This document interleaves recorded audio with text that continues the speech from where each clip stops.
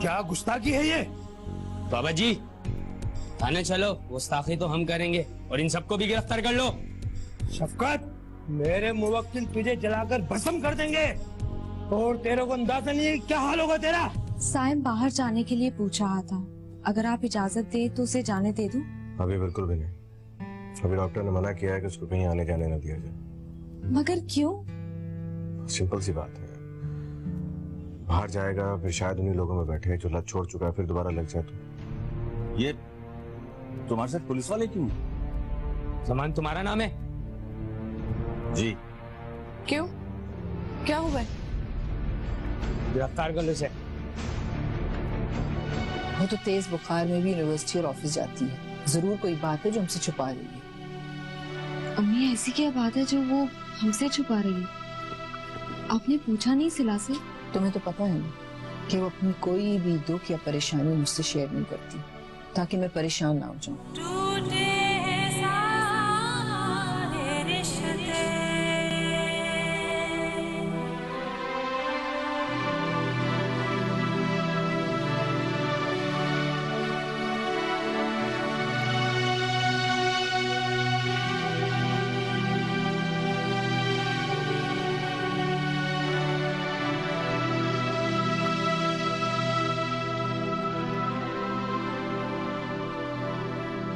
मैं तुम्हें सारे घर में ढूंढ रही थी और तुम यहाँ पर हो, वो भी इस वक्त।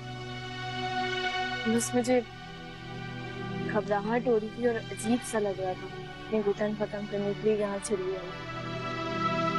तुम पहले कह रही थी कि तुम्हारी तबीयत ठीक नहीं, सुबह कहा कि मूड खराब है, और अब इस वक्त इस तरह की बातें कर रही हो अजीबोगरीब। क्या हुआ है सिला? मैं चाहूँ भी तो तुम्हें समझा नहीं सकती।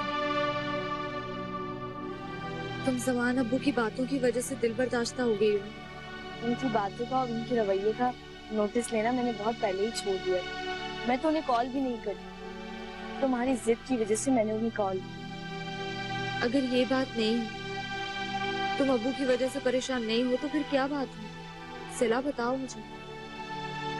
कुछ नहीं। ऑफिस में किसी ने कुछ कहा है? हमें अपनों से इतना कुछ सुनने को मिल जाता है, दूसरों की आवाज भी सुनाई नहीं देती।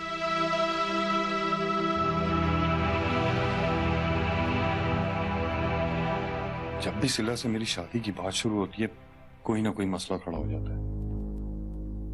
इस बार तो मैं उसे हाथ जोड़ के तय करके भले धमका के मना लूंगा, लेकिन अगर खुदा ना खास्ता ज़मान भाई फैक्ट्री चले गए तो बहुत बड़ा मसला खड़ा हो जाएगा, क्योंकि मैंने फैक्ट्री को मंशियात का अड्डा बनाया और अगर उन्हें ये सब मालूम चल गया तो गोली मार देंगे मुझे।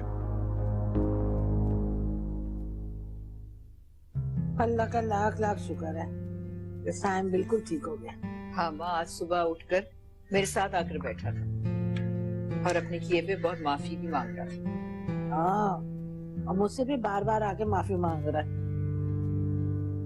हाँ, लेकिन सिला को क्या हुआ? आज ऑफिस भी नहीं गई। अम्मा, सिला की वजह से मैं बहुत परेशान हूँ। अरे तौबा है तौबा, अगर तुम इस तरह परेशान होती नहीं तो सिला को कौन संभालेगा? लेकिन अम्मा वो कुछ बताती भी तो नहीं। अरे वो बहुत बहादुर लड़की है, वो अपने गम अपने सीने के अंदर दबा के रखती है। इसी बात का तो मुझे डर है कि अगर उसने अपने दिल को गमों का खजाना बना लिया तो आगे जाके उसके ही दिल को कोई रोग लग जाएगा। अल्लाह ना करे कि मेरी सिला को कोई रोग लगे। हाँ नहीं।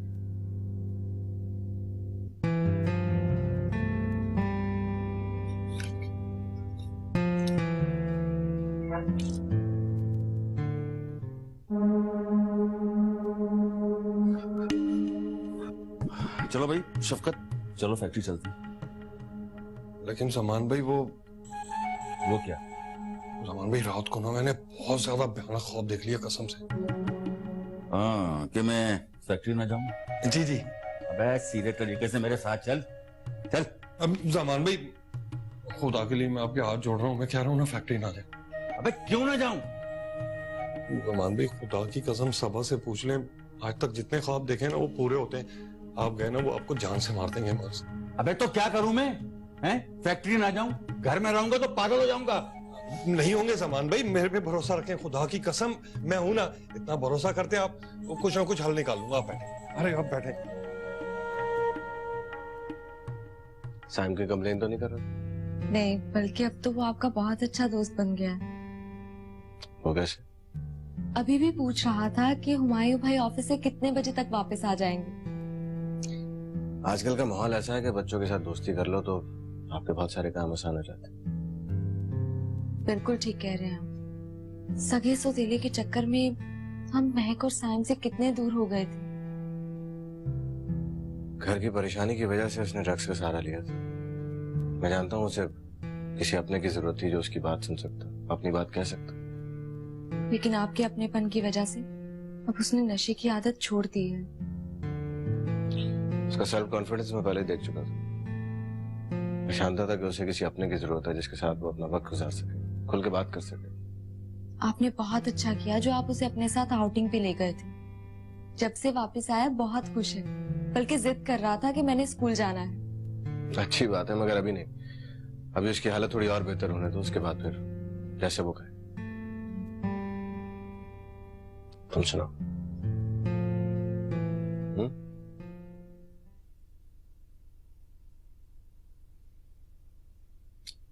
अबे सोच लिया तूने? हैं? इसीलिए कह रहा हूं कि फैक्ट्री चलते हैं। अरे जमान भाई, थोड़ा सा और सोचने देते। कसम से क्या क्या आइडिया आ जाते। क्या दिमाग में आइडिया आया जमान भाई।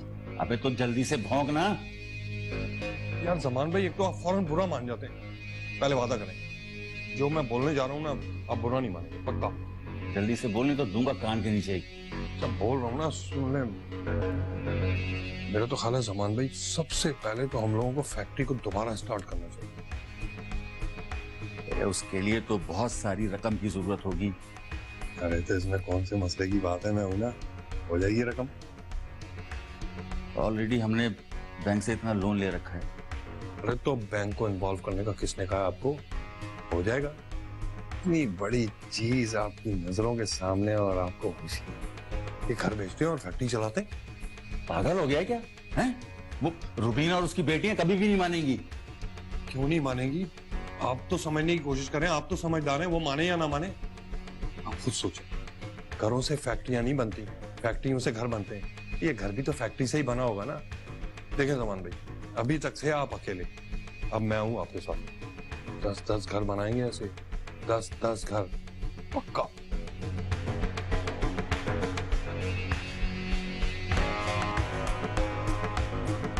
आइडिया है ना? तुम्हारी सिला से बात हुई? नहीं अम्मी, वो तो अजीब अजीब बातें कर रही है। जमान की वजह से? समान अब्बू की वजह से नहीं, लेकिन उसकी परेशानी की वजह कुछ और हो सकती है। वो क्या? हॉस्पिटल में साइम से मिलने के लिए अलिशबा आई थी। अलिशबा बेटी हॉस्पिटल आई थी? जन्नत वो हमसे नाराज तो नहीं है ना? हमसे नाराज नहीं है, लेकिन वो सिला से बहुत नाराज है। लेकिन क्यों? काशिफ उसका एक लौता भाई है और इतने इल्जामात और बदनामी के बाद भी वो सिला से शादी करना चाहता है। तो ये तो बहुत खुशी की बात है जन्नत। बहुत ही शरीफ, पढ़ा लिखा और अपने घर का बच्चा है। मगर सिला मुसलसल इस शादी से इनकार कर रही है, सिर्फ हमारी वजह से। मैंने कितनी बार उसको समझाया है कि वो हमारे घर के। आपने हमेशा बड़ा भाई बन के शफकत का हाल रखा है मेरे साथ। समान भाई, मैं सिला से निकाह कर रहा हूँ। मैं तो चाहती थी कि घर की बात घर में ही रहे, लेकिन मजबूरी है, क्या कर सकते हैं। आप बिल्कुल फिक्र न करें, मुझे सुहेल और हुमायूं ने सारी तफसीलात बता दी हैं। जमान साहब ने आपकी प्रॉपर्टी पर कब्जा करने के बाद आपको अपने ही घर से बेदखल भी कर दिया। जी।